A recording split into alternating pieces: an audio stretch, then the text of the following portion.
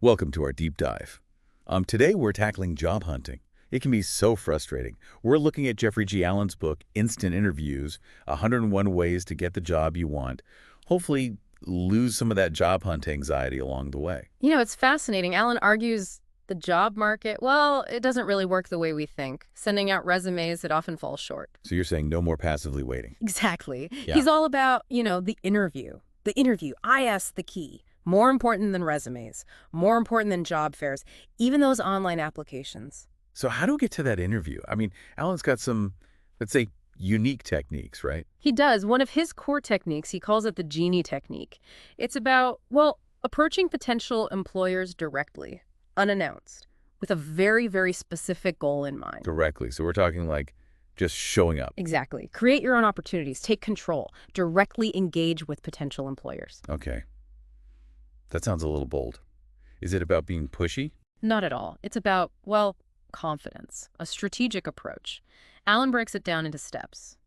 First, identify the ideal employer, someone who aligns with your skills, with your interests. Then approach them confidently. Eye contact, smile, firm handshake. It's what he calls the magic for hello. I love that. Magic for hello. It's so simple, but it sets the tone. Exactly, a human connection. Then gather information. Express your interest in joining their team. Ask those insightful questions. Show you've done your research. So it's not about, like, begging for a job, more like a fact-finding mission. You're showing you're serious, you have something to offer. Precisely. You're subtly interviewing them, showcasing your knowledge, your enthusiasm. Then comes the magic for goodbye. Ending on a high note. Yes. Reiterate your enthusiasm. Re-emphasize the potential match. Of course, another firm handshake, a smile, a lasting impression. Now, Allen actually gives us a great example of this in action. A lawyer landing a corporate legal position. And, get this, he didn't even have direct experience. Right. He used that genie technique. Approached the head of the legal department directly. And it was his confidence, his preparedness, won them over. That's such a great story. Really shows how the genie technique can break down those traditional barriers. Taking initiative, showing your potential, you make the employer see your value. It sounds like you need a certain personality, someone comfortable with that directness. It does require stepping outside your comfort zone, sure. But the results, they can be worth it. And remember, this genie technique, it's just one of many instant interview techniques that Alan outlines in the book. Let's dive into some more then. What else does he have up his sleeve? Well, he's got tactics, really, for every situation. One that I find interesting, it's callback cards. They're these strategically designed cards. They pique your interest, make you want to call back. Like a little mystery or a teaser. Exactly. He even suggests leaving them in unexpected places. Elevators, imagine you find one. Intrigued by the message. Give a call. Spark curiosity. Be memorable. I like it.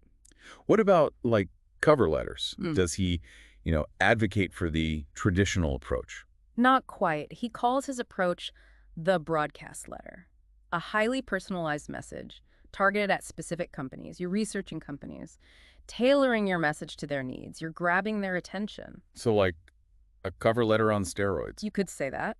He emphasizes finding companies online, learning about their projects and goals. You're crafting a letter that directly addresses their needs, their goals, shows that you understand their business, not just applying randomly. You've done your homework. You're serious about working there. Okay, this is good. Any other attention-grabbing techniques? Oh, absolutely. Get ready for this one, the dollar bill technique. A dollar bill. Now you got my attention. Tell me more. He suggests sending a dollar bill with a personalized letter to potential employers. A dollar bill. That's certainly unique. It's all about breaking through, making a lasting impression. And he shares an example. This guy, Noah, used it to target a recording studio. Oh, I bet that made them remember him. So far, we've been talking about getting that interview, but Alan goes beyond that, right? Absolutely. He introduces, a concept, job expansion. Job expansion. What's that all about? Actively expanding your current role, taking on more, responsibility, increasing your value to the company, ultimately, boosting your pay and your job security. Instead of waiting for that promotion to magically appear, you're creating, like, growth opportunities within your current position. Exactly. It's about identifying what he calls job components. Areas within your role, they have the potential for expansion. You analyze your responsibilities, pinpoint where you can contribute more, then strategically present these ideas to your, superiors. You're like an internal entrepreneur, Yeah. always looking to innovate and add value. He gives a great example. An employee, he used this approach, tripled his pay, and earned a promotion. It just shows you don't have to wait. Create those opportunities yourself. That's inspiring. Now, you mentioned Alan advocates for a specific type of resume. What makes it different? He advises against those long, traditional resumes. They often get lost. Keep it short, concise, and focused. Highlight those key skills, your accomplishments. Just enough to pique their interest, make them want to learn more. Exactly. Create a hook. Compels them to, reach out, schedule that interview. He also stresses using keywords. Align with the job you're targeting. So many companies use those applicant tracking systems now. They're scanning for those keywords. Right. And Alan actually provides a sample resume designed to be scannable by these systems. Makes sense. Now, what about cover letters? Any unique advice there? He calls it, the better letter. Ditch that generic language, craft a personalized message, targeted, show you understand their business, demonstrate how your skills, can contribute to their success. Like a mini marketing pitch, tailored to their needs. Precisely. He offers tips, craft that compelling hook, it grabs their attention. He talks about broadcasting your resume, too. Broadcasting. What's that involve? Strategically distributing your resume to a wider audience, beyond just applying for specific jobs. Online platforms, networking events, even contacting alumni associations, industry publications. Casting a wider net, increasing those chances. Exactly. Now let's talk executive recruiters, or headhunters, as some people call them. They can be a bit intimidating, can't they? He acknowledges they can be valuable allies, but stresses understanding how they operate, what motivates them.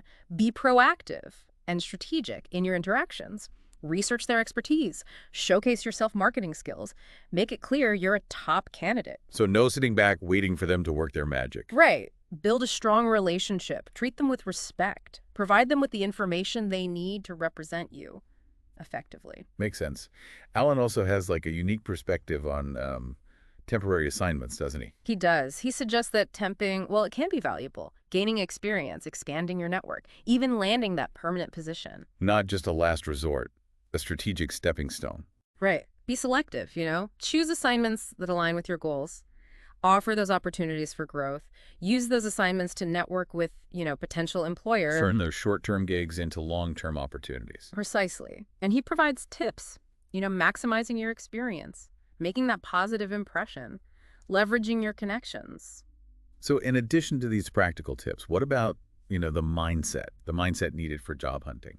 He stresses a positive attitude. You have more control over your career trajectory than you might realize.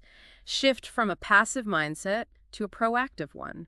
Embrace those challenges. Believe in yourself. Believe in your abilities. Be your own advocate. Take charge. Right. And he also encourages, thinking outside the box. Yeah. Considering unconventional approaches. For example, attending industry events, conferences, even if you're not actively seeking a new job. It's about positioning yourself, as a valuable resource, building those relationships for future opportunities. It's like you're always in that instant interview mode, even when you're not actively, searching.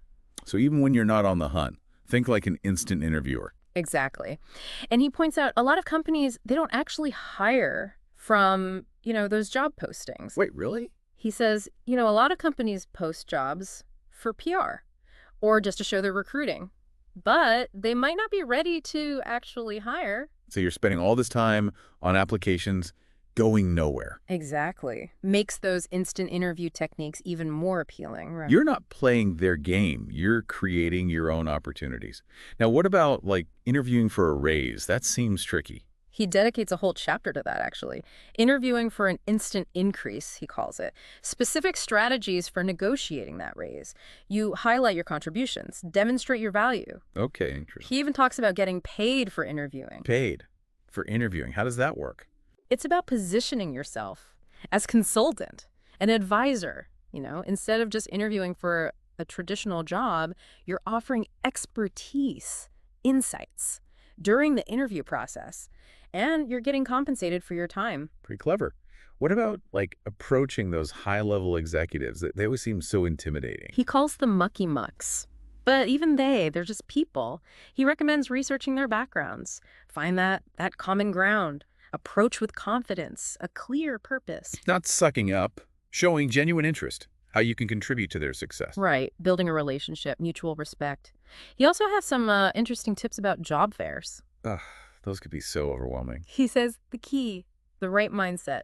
Don't just hand out resumes blindly. You focus on networking, gathering information, making those, genuine connections. Okay, so more strategic. Right. You could even attend job fairs in different cities. Expand your network. See what's out there. See the bigger picture. Be open to opportunities. I like it. So what's the overall message? What does Alan leave us with? Don't wait for opportunity to knock. Build a door and go find it. I love that. Even in a tough job market, you have more control than you think. So be proactive, be bold, try something different. Exactly. Become an instant interviewer, someone who creates those opportunities, navigates the job market, with confidence. Now, thinking about all these techniques, which one would you try? That's a great question for all of you listening to ponder. Hopefully, this deep dive has sparked some ideas, inspiration for your job search. Remember, a little audacity, a lot of proactivity can make all the difference. Happy interviewing, everyone.